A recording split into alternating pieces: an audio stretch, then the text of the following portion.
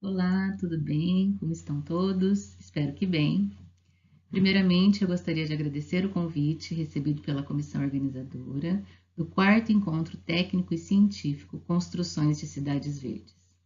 Meu nome é Janelisa de Almeida, sou arquiteta e urbanista de formação e professora da Universidade do Estado de Mato Grosso, a Unemate, desde 2004.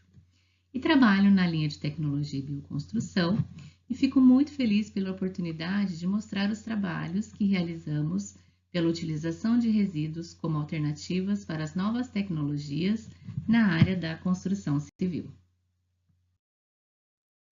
Bem, né, já que vamos falar então sobre como utilizar os resíduos, devemos lembrar que eles são um dos maiores problemas ambientais da sociedade, como afirmam os autores Rocha e John, né, que dizem que em qualquer sociedade a quantidade de resíduos supera a quantidade de bens consumidos.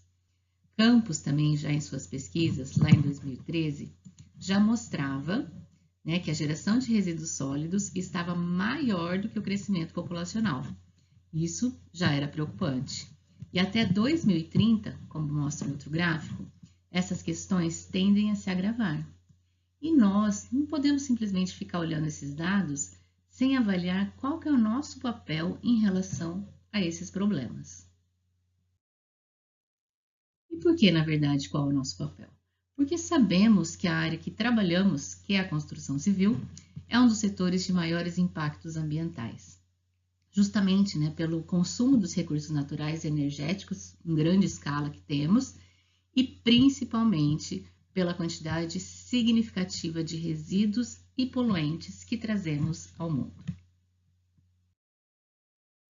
Inclusive, o CONAMA, que é o Conselho Nacional do Meio Ambiente, estabelece na Resolução 307 de julho de 2002 diretrizes e critérios e procedimentos para a gestão desses resíduos da construção civil, que são classificados então em 4 classes, como devem ser usados, né, de forma dita sustentáveis, esses descartes dos materiais que nós utilizamos e nós empregamos nas nossas obras. Mas acima de tudo, né, antes de pensar em como descartar ou como reutilizar, prioritariamente nós devemos repensar a maneira de projetar e especificar esses materiais. Afinal, é no início, né, no projeto, como que nós elaboramos os nossos projetos, é que é a principal maneira de trabalharmos justamente a tecnologia atrelada à bioconstrução. Então, eu trago aqui algumas soluções que nós podemos ter, né? Então, especificação de materiais de baixo impacto ambiental, técnicas construtivas regionais com materiais naturais, utilização de materiais renováveis, como madeira certificada, bambu, palha, ou materiais reciclados e reaproveitados, como pneu e garrafa PET. Então, é isso que nós precisamos pensar. Como eu posso fazer diferente? Trago aqui um grande exemplo, né, de construtor na área da bioconstrução, é justamente o João de Barro, né? Então, ele utiliza em suas moradias materiais locais, materiais naturais de baixo impacto e, além de tudo, que podem ser reaproveitados caso haja alguma demolição, né? E nós temos também como pensar nisso. Como que eu posso fazer? Como que eu posso ser, né, me inspirar no João de Barro? Um exemplo, né? Trago aqui alguns exemplos para mostrar quais são algumas técnicas que nós podemos utilizar voltadas mesmo para essa bioconstrução. Os tijolos de adobe, né, são um dos maiores exemplos das técnicas utilizadas na bioconstrução.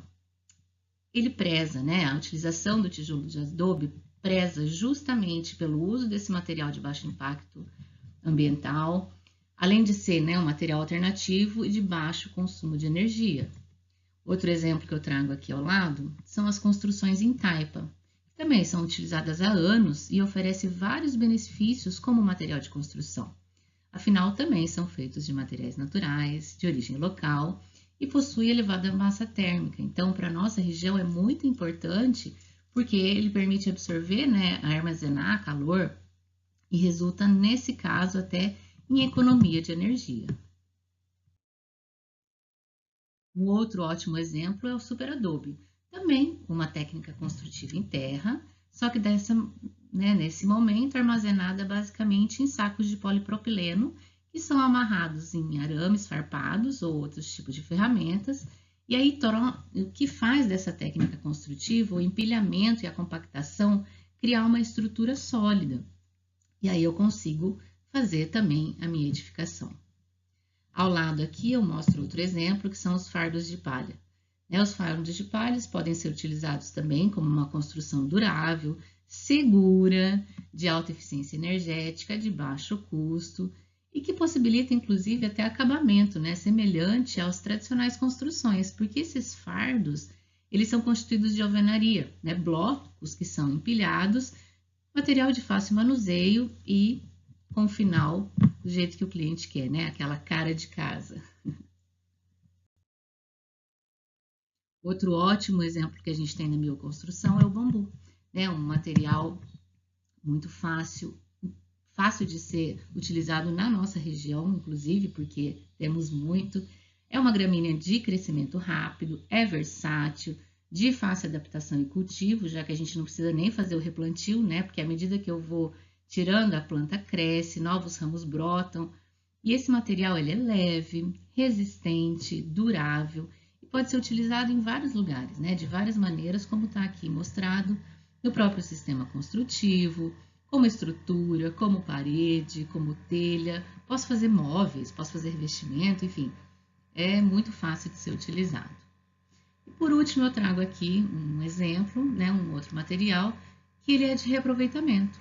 Que são o quê? São as garrafas. Aqui é o exemplo de garrafa PET, tem até também ao lado ali garrafa de vidro, mas o PET, ele é considerado também um dos grandes vilões, gerando justamente essa poluição para o meio ambiente. Então, utilizar esse tipo de sistema construtivo preserva o ecossistema. Inclusive, já existem vários estudos que afirmam que esse tipo de plástico PET possui boa resistência mecânica e aos fenômenos naturais, além de ter uma capacidade isolante maior do que alguns tipos de blocos convencionais que nós já usamos realmente. Mas e daí? Você trouxe aqui coisas muito alternativas, Jane, mas e o mercado? E a industrialização? Como é que está pensando nessa técnica, nessa questão da tecnologia? Na verdade, o mercado e a industrialização são os maiores beneficiários quando o assunto é justamente a tecnologia e a bioconstrução. Hoje, sabemos que a industrialização faz parte dos canteiros de obra, justamente por ser aliada a essas questões de baixo custo, praticidade, e isso proporciona aos empresários o que eles estão buscando, que são novas alternativas que aumentem as margens de lucro. Aumentar essa margem de lucro com qualidade, rapidez, baixo custo e foco na sustentabilidade ambiental. Aqui mostro então um exemplo clássico do que é essa técnica e a tecnologia. Então aqui a gente tem uma casa de madeira. Hoje as casas de madeira não são mais iguais a essas casas aqui, essas edificações que eram construídas na década de 30, 40, 50. Lá naquele momento, então, eram usadas paredes de 2 centímetros de espessura, com mata junta para proteção das frestas. Atualmente, os sistemas construtivos de madeira se diferem completamente dessas casas de anos atrás, desde a concepção, na hora da execução e também quanto às normalizações. Então, as coisas estão realmente sendo alteradas com a mesma técnica, pensando em novas tecnologias. O mesmo caso, que está indo nesse mesmo rumo, são as taipas, Então, como eu mostrei, apesar de ser uma construção vernacular, de prática milenar, atualmente, o que elas estão vindo? Elas estão retornando com grande interesse, inclusive, para os pesquisadores no desenvolvimento dessa tecnologia. Essa tecnologia por profissionais, com a sociedade, que tem esses novos conhecimentos e a transferência para um desenvolvimento científico no país. Inclusive, a Sociedade Brasileira de Materiais e Tecnologias Não Convencionais vem contribuindo muito com a divulgação dessas construções de materiais materiais naturais e não convencionais. E é justamente isso a ideia da construção sustentável.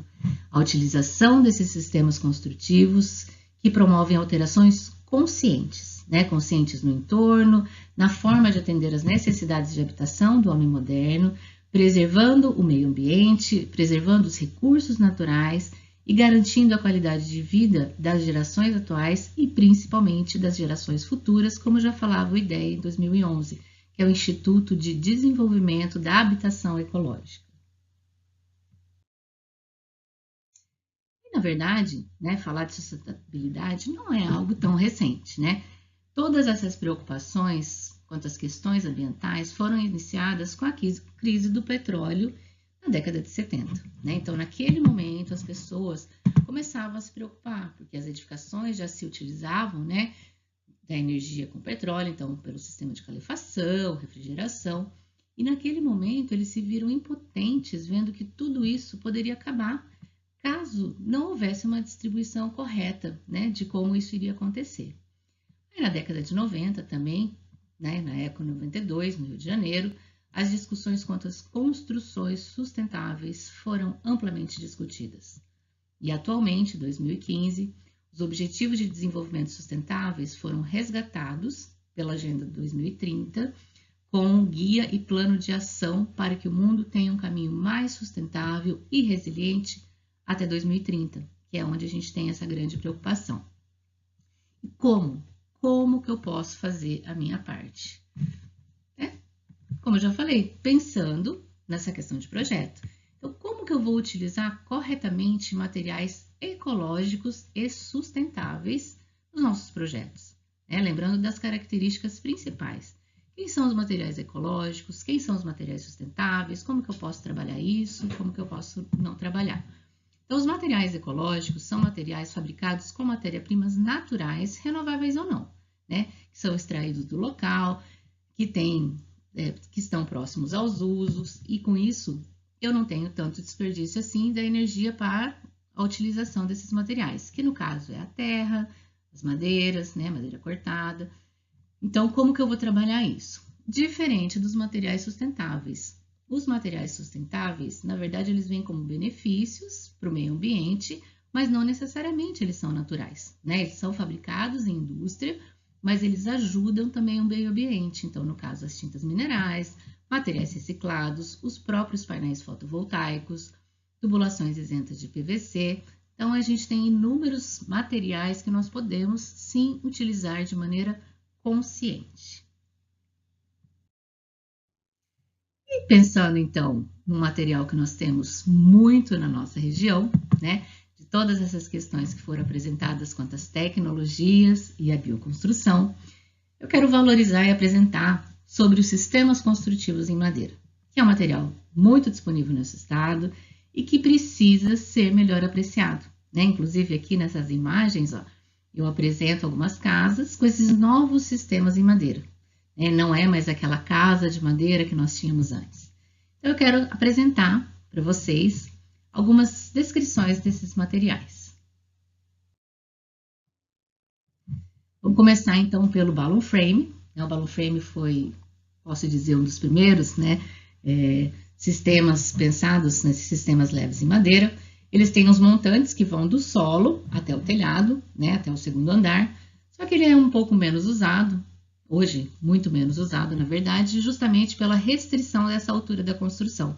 Porque ele é indicado principalmente para edifícios só até 2 andares, né? Por quê? Porque ele precisa de peças longas, que vai das alturas desses 2 pavimentos, né? Então, para a concepção desse material, é necessário terminar essa estrutura antes de construir, né? O piso, a parte superior. Por isso, vieram, então, os sistemas em plataforma, que é o platform frame, que são os sistemas que eles se originaram pelo balloon frame, né? Então, eles se erguem de andar por andar. Ele faz uma parte, formando uma plataforma, depois que eu construo, eu faço o próximo andar e assim por diante. Atualmente, esse é o sistema mais usado. É um sistema simples, que se baseia em peças de pequenos comprimentos, que é, na verdade, o pé direito, né? Então, é uma plataforma que eu faço o primeiro piso, o térreo, daí eu levanto os painéis pré-fabricados, depois eu venho uma altura com o outro andar, né? Com o outro pé direito, e aí com isso eu consigo fazer várias etapas da obra e vários andares tranquilamente. Para fechar, no caso, então, toda essa estrutura em madeira, né, todo esse wood frame, eu tenho os painéis. E é sobre os painéis que eu quero depois voltar sobre esse assunto. Mas os painéis são as camadas que eu fecho essa ossatura, né? Então, eu tenho a ossatura de madeira, ou balloon frame, ou platform frame, na verdade, muito mais atualmente o platform frame, e eu vou trabalhando esses painéis conforme as necessidades locais que eu vou necessitando para a minha edificação, né? E é sobre isso que eu vou falar um pouco mais à frente. Mas antes, eu quero apresentar ainda as madeiras engenheiradas. O que são essas madeiras engenheiradas? São os sistemas feitos, né, os sistemas construtivos em madeira, que são fabricados, são industrializados, né? Então, aqui eu mostro duas dessas madeiras. A madeira lamelada colada, como ela vem sendo chamada depois da revisão da norma, né, 7190 da ABNT de 2021. É um material compósito formado a partir dessa colagem de peças de madeiras, né, de lamelas dispostas em fibras paralelas entre si, com uma espessura variável, dependendo ali do projeto, que é fixada individualmente por adesivos estruturais, e eu consigo fazer variadas formas dos elementos construtivos. Então, essa madeira lamelada é o resultado justamente dessa união dessas tábuas, né, ou dessas lamelas, para formar uma única unidade estrutural.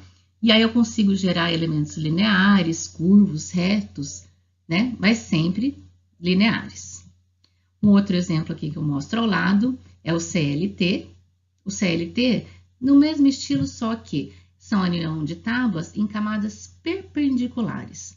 Isso, ela sendo perpendicular, eu permito fazer a fabricação de placas, né? Placas ou superfícies ou paredes, enfim, que podem ter grandes dimensões, né? Enormes dimensões. Tem paredes de 2, 4, 12 metros de comprimento, né? Ou mais até necessário, dependendo do projeto que eu tenho. O grande problema é como que eu vou transferir isso, né, para a obra. Por quê? Elas são cortadas, né, em pedaços conforme o projeto e são deslocadas por rodovias, né? Então, pela carroceria de caminhões e tal. Então, é isso que vai, vamos dizer, me delimitar o tamanho que eu quero dessa peça. Então, essas peças, elas são cortadas em pedaços, né, para serem levadas, mas são cortadas industrialmente. Então, eu não consigo fazer arranjos dentro da obra, né? Então, do jeito que ela é montada, pensada no projeto, ela é feita industrialmente, mas eu chego lá na obra e monto o meu projeto como eu quiser. Outro produto que eu tenho, então, é o LVL, que ele pode ser comparável, né, à resistência até da madeira maciça, porque é um produto de alta resistência, usado principalmente com funções estruturais, com vigas, caibros, terças e ripas, e ele pode ser utilizado exatamente onde a madeira serrada, né, poderia ser usada, só que a principal vantagem é justamente o tamanho, né? A madeira serrada a gente sabe que nós temos restrição quanto ao tamanho, né, por causa da árvore, mas nesse caso ele tem um tamanho que não tem limite, né, restringindo na verdade também pelo transporte, né, porque como são feitos na indústria, para eu levar até a minha obra, então como isso vai acontecer? E essas são então, né, alguns exemplos das madeiras engenheiradas que nós temos, que são essas industrializadas. Por fim, mostra aqui as log homes, né, que são construções feitas com as paredes de tora. A tora mesmo da madeira, que é sobreposta uma com a outra, que pode ter função de vedação, função estrutural, e são autoportantes, né? Então, essas toras, elas podem ser usadas tanto de forma circular, né, preservando esse aspecto natural da própria árvore, ou de forma retangular, né? Que daí eu passo por processo de serragem, e aí eu faço alguns entalhes em alguma das faces, enfim, né? Para dar uma estabilidade nessas ligações entre as peças. Então, são essas as opções. Mas enfim, então, mostrei os exemplos que eu tenho e vamos falar então sobre as construções de sistemas leves, que são os wood frames, né? Os light wood frames, que são sistemas construtivos estruturados com essas peças de madeira não industrializadas, com madeira fechada, justamente com as chapas delgadas, né? Que são aquelas chapas que eu mostrei. Quando a gente vê sobre os tipos de painéis que eu posso ter, são vários tipos. mas sabendo que todos esses painéis que eu já tenho no mercado têm uma utilização, né? Então, onde que elas são utilizadas? Para móveis, para casas, enfim.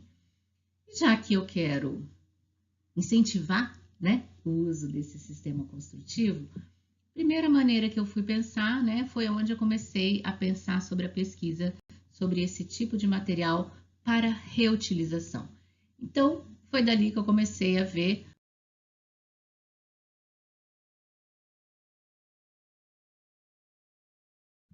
como é que elas são feitas. Então, se eu tenho uma casa de madeira, né, então eu tenho essa casa feita toda em ossatura de madeira, então, se eu tenho uma casa, né, toda feita em madeira, então eu tenho essa ossatura, né, que eu vou estimular as pessoas a fazerem com o sistema construtivo. Quem são esses painéis, né? Então, esses painéis podem ser utilizados tanto para paredes, como para forros, como para piso, né? Então, são vários painéis constituídos de madeira, com madeira reconstituída também, né? Como é o caso do aglomerado, do SB, do MDP, e onde que eles são tão utilizados? Em vários lugares. Para isso, para eu ter esse incentivo desse material, será que eu vou ter sempre? Né? Como é que eles são fabricados? Foi daí que eu fui pesquisar onde estão essas empresas que fazem esses painéis de madeira reconstituída. Olhando o Brasil, eu vejo que a maioria, né? A grande maioria das empresas se encontram na região sul e sudeste do país. Tem uma lá em Paragominas, né? Mas a grande maioria está na região sul e sudeste do país. Ok, mas estou em Mato Grosso, né? Uma região que tem tanta floresta, né? Tanta área ainda madeireira. Por que nós não trabalhamos com isso, né? O que acontece para nós não trabalharmos com esse material? Foi dali, então, nesse momento, que me veio essa motivação, né? Eu ministrava a disciplina de projeto alternativo, em que um pedaço da ementa era voltado justamente para reaproveitamento de materiais para móveis, né? Então, era um momento que falava com os alunos, olha, vamos lá pegar algum material que não está sendo usado, vamos transformar ele em outra coisa, então como que a gente pode transformar isso para trabalhar com outras coisas? E, nesse momento, na disciplina, era distribuído, então, um pedaço para mobiliário e outro pedaço para sistemas ou materiais de construção. E foi dali que eu comecei a ver, então, na disciplina, fui para o mestrado, fui para o doutorado e em várias pesquisas com o nosso grupo de pesquisa, sempre trabalhando com essa questão dos resíduos. Pegando, então, aquela tabela, né, da classificação dos resíduos da construção civil, que o CONAMA mostra para a gente, eu vejo que, sim, na classe B de recicláveis, eu tenho muitos materiais da nossa região que nós podemos utilizar. Papel, plástico, madeira, vários outros. E a madeira era o meu foco naquele momento. Então, como que eu vou pensar nessa madeira? Como que eu vou trabalhar? Olha, quero ver sobre os painéis. Olha, o resíduo de madeira. Foi ali que foi começado a pensar, né, sobre todo esse material. E aí eu fui olhar justamente essa cadeia produtiva da madeira. Então, começando na árvore que sai lá da floresta, até o consumidor final, né, que é onde a gente tem a nossa madeira, madeira serrada mesmo, para o consumidor final, nós temos várias etapas que nós vamos, né, selecionando, trabalhando essa madeira, e acabei com dados preocupantes, muito preocupantes, que o aproveitamento do volume que vem lá da floresta até o consumidor final não chega a 35%. O restante é tudo resíduo. Tudo é resíduo, né? Todo o restante é resíduo. E, infelizmente, ainda naquele momento da minha pesquisa, foi um momento que teve um grave, né, acidente na cidade de Marcelândia, em que a cidade foi assim, passou por uma tragédia muito grande, que 80% das madeireiras da cidade foram devastadas. Mais de 100 casas foram destruídas na época e quem foi ocupado foi a serragem. Né? Por quê? A serragem, o grande problema do armazenamento dela é que quando ela pega fogo por baixo e a hora que o fogo aparece, já não tem mais o que fazer. Então aquilo, eu lembro, foi um momento muito chocante. Eu falei, é isso, né? Eureka! Esse é o momento que nós precisamos pensar no nosso estado de como reaproveitar todos esses resíduos para transformar em algo vantajoso para a construção civil. E aí, então, foi da onde saiu, né? Todas essas pesquisas que eu comentei com vocês, do mestrado, do doutorado e vários projetos de pesquisa que eu trabalho. Eu quero, então, mostrar totalmente, né, nesse momento, tudo que foi esse processo da reutilização e a utilização, na verdade, desses resíduos para a área da construção civil. Então, inicialmente, né, foram justamente esses painéis de madeira aglomerada, que eu já sabia que eu queria usar, então, as partículas de madeira, né, que é a serragem, o resíduo da serragem, e para transformar, então, a madeira numa serragem, eu precisava de um adesivo, né, porque os painéis de madeira são compostos de partículas de madeira e adesivos, são prensados, e ali sai o meu painel de madeira reconstituído. Então, eu queria usar a serragem e pensei, que tipo de adesivo eu posso fazer? Pegando lá aquela tabela, vi lá os plásticos também. Ok, vamos pensar em plástico. Que tipo de plástico eu posso ter de resíduo? Se nós olharmos, né, a quantidade de plástico também que são utilizados, nós temos vários materiais. E naquele momento, então, eu comecei a pesquisar, junto com o meu orientador, o professor Norman Logsdon, uma grande saudade, inclusive, que veio, então, a garrafa PET, né? Naquele momento, ele comentou, Jane, vamos trabalhar com garrafa PET, e aí eu fui fazer todas as experiências com a garrafa PET, mas infelizmente não deu certo, porque a garrafa PET tem um tempo de fulgor muito diferente da madeira, ou pegava fogo, ou não dava certo. Aí eu falei, não, vamos para outra, então. Aí fomos para as sacolas plásticas, a sacola plástica até daria, mas no momento na universidade, né, na UFMT, eu fazia o mestrado, e não tínhamos equipamentos, né, para fazer a prensagem correta.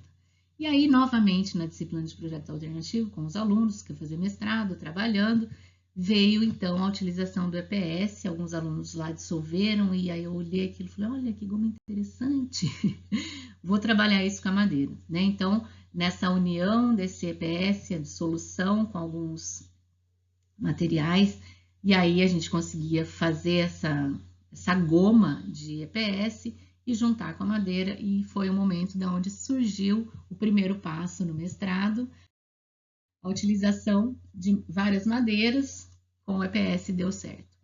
Esse aqui já é um outro momento no doutorado, onde eu separei as madeiras, né, porque queria trabalhar com madeiras diferenciadas, então eu peguei o pinus e o eucalipto, que são as madeiras que são feitas mesmo os painéis reconstruídos de madeira, mas queria uma coisa mais regional, né? Eu estava em São Paulo fazendo doutorado, aí eu falei, não, eu vou pegar uma questão mais regional, mato-grossense, vou pegar a peroba e a teca, material que a gente, né, ainda tem um pouco de peroba, tem bastante teca, e trabalhei então esses painéis e deu muito certo, né? Então, reconstituição de materiais de resíduos, simplesmente serragem e o isopor, que juntos formam, então, as novas placas de madeira, né? Então, aqui as placas de pinos, as placas de eucalipto, placas de peroba e as placas de teca. E com todos os ensaios, né, feitos de caracterização, foi visto que um ponto importantíssimo nesses painéis de madeira foi quanto ao inchamento e espessura. Atualmente, os painéis comercializados, nós temos esse grande problema, né, que a partir do momento que ele entra em contato com a água, ele incha, né, essa foto é de um material que estava, inclusive, numa caçamba, né, que eu tirei foto. Então, é isso que acontece muitas vezes com os painéis. E esses painéis novos, né, do estudo, não aconteceria isso porque, pelos ensaios de caracterização, o inchamento dele é praticamente nulo. Então, isso é um ponto muito promissor com esses novos painéis de madeira. Ah, Jane, mas você falou que a madeira pega fogo. Aí, então, eu fui fazer justamente os ensaios quanto a prevenções de incêndio, né? Sabemos que todo e qualquer material pega fogo, mas pelas normas, então, nós temos ensaios, né, para resistência, que é justamente os ensaios de inflamabilidade vertical e horizontal, que é para a pessoa, né, ter o ponto de fuga, ter a rota de fuga e não dá problema. Então, pelos ensaios, foi visto que sim, não teríamos problema, porque não há gotejamento. Então, da mesma maneira que possivelmente o isopor encapsula a serragem, né, quanto à absorção e inchamento, também encapsula essa serragem quanto à questão do fogo. Então, isso também é um dos pontos positivos dos painéis novos de madeira com resíduos. E aí, então, depois, né, do mestrado e doutorado, foi visto que sim, né, então, para a casa dos painéis de madeira com EPS, né, essa serragem EPS, nós podemos utilizar com a função de paredes, de forro, de piso, né, então, em vários locais, e aí foi visto que todas as madeiras estudadas são interessantes mesmo para serem feitos novos painéis. É isso que a gente precisa pensar, né? Os sistemas construtivos precisam pensar nos usuários, né? Então, ele é voltado para a habitação, que é o que a norma, né, de desempenho fala, principalmente nos quesitos de segurança, habitabilidade e sustentabilidade. Esse é o ponto principal, né? Então, nós temos que pensar na tecnologia, pensando na vida útil, justamente para, né, em casos de financiamento, como que eu vou garantir essa vida útil e a habitação para o usuário. É assim que está o nosso grupo de pesquisa, né? Então, foi nesse momento que daí eu voltei do doutorado, nós montamos o grupo Arquitec, que é o grupo de pesquisa na área de arquitetura e tecnologia, com vários professores, e ali a gente estuda vários tipos de novos materiais, vários tipos de opções voltados para bioconstrução e tecnologia. Dentro do nosso laboratório de pesquisa, na Unemate, aqui apresento para vocês, então é o nosso laboratório de pesquisa. Temos também a estação, né, meteorológica, a estação Lara do nosso campus. Então ali a gente faz todos os estudos, pensando em novos materiais, como que nós trabalhamos, fazemos então a verificação térmica, se isso funciona ou não funciona, e quero mostrar para vocês algum desses resultados. Nessa linha, então, né, nós temos vários TCCs que já foram feitos, né, então, pensando em novos materiais, né, podem ser novas telhas, novos tipos de blocos, como que eu vou utilizar essas toras, né, aqui é realmente um TCC com log homes, e como que eu posso utilizar isso em TCCs na área de tecnologia e inovação. Mas não apenas em novos materiais, mas como esses materiais que eu apresentei para vocês, né, o bambu, as madeiras engenheiradas, alguns materiais, como que a gente pode trabalhar isso com materiais que já existem e não são inventados, mas que podem ser utilizados nos nossos projetos. Então, é essa linha que nós trabalhamos bastante. Aqui, então, foi quando a gente começou a pensar. Então, ok, vamos pensar no que nós já temos no mercado. E aí, naquele momento, fizemos um estudo, né, um projeto de pesquisa que durou bastante tempo, de 2017 a 2022, que era justamente a avaliação dos painéis que são comercializados no estado de Mato Grosso para esses sistemas construtivos leves. Antes da gente inventar, vamos saber o que já tem no mercado? Então, durante anos, nós estudamos esses materiais, fizemos análises físicas, fizemos protótipos de avaliações térmicas e como que isso foi trabalhado e como isso teve resultados interessantes. Junto com esse projeto, também saíram os materiais para a utilização do bambu na construção civil, né? Então a gente fez também protótipos, várias avaliações, construímos protótipos, trabalhamos junto com inclusive com um projeto de extensão da cidade, né, de resgate de animais de rua, fazendo comedouros, fazendo casinhas para esses animais. Então, foram feitos vários protótipos para ver como que funcionam esses materiais da bioconstrução. Atualmente, nós estamos finalizando mais um projeto que nós traçamos, então, não apenas de placas, né, como foi feito lá no meu mestrado e no meu doutorado, mas produzindo agora também esses novos materiais em forma de blocos, né? Então, produzimos blocos com resíduos de madeira e EPS para que cooperativas possam levar, né, para fazer suas construções. Estamos finalizando nesse momento um projeto muito promissor, com resultados incríveis e logo saem todos os resultados para a gente poder saber aí o que está acontecendo, mas posso dizer que está certo, está dando muito certo. Tudo isso, né, o que acontece? Muitas vezes a gente tem todos esses materiais só dentro da universidade, né? Então, aquilo começou a me instigar bastante. Falei, não, a gente precisa mostrar o que está acontecendo. E foi, então, no ano de 2023 que eu lancei o canal no YouTube de Tecnologia em Arquitetura, que é o Publica Arquitec, um canal em que estão apresentadas todas as pesquisas, todos os materiais que nós temos, com os TCCs dos alunos, com os trabalhos dos professores de mestrado, de doutorado, todo o material que nós temos, né, de resultados dessas pesquisas estão em formas de vídeo para as pessoas saberem. Então, eu convido vocês a conhecerem o canal Publica Arquitec, que está no YouTube, e olharem todos esses vídeos e ver o que é o nosso grupo, como que nós trabalhamos, e ali estão apresentadas várias pesquisas, né? Nós temos mais de 50 vídeos hoje, que mostra toda essa trajetória de como está o nosso programa, como está o nosso grupo de pesquisa, com todos os resultados. E é só um início, né? Então, esse é o início de um programa, esse é o início de um projeto, esse é o início de um sonho, na verdade, de mudar, né? Nós precisamos mudar a área da construção civil, nós precisamos fazer diferente e nós precisamos mostrar que isso dá certo. Então, convido a todos vocês realmente a olharem esses resultados, a saberem como nós podemos trabalhar diferente e a incentivar a todos vocês a pensarem nessa questão de tecnologia e bioconstrução, porque sim, nós podemos fazer diferente e nós podemos melhorar cada vez mais a nossa área da construção civil. Então, quero agradecer novamente a vocês que ficaram aqui comigo, vendo, né, esses sonhos, essas realizações de tantos pesquisadores, né? A gente sabe que pelo Brasil nós temos vários pesquisadores que já se inspiram em pesquisadores de fora e que aqui no nosso estado nós também estamos plantando essa semente e convido a todos vocês a sonharem e a realizar esse sonho junto com a gente.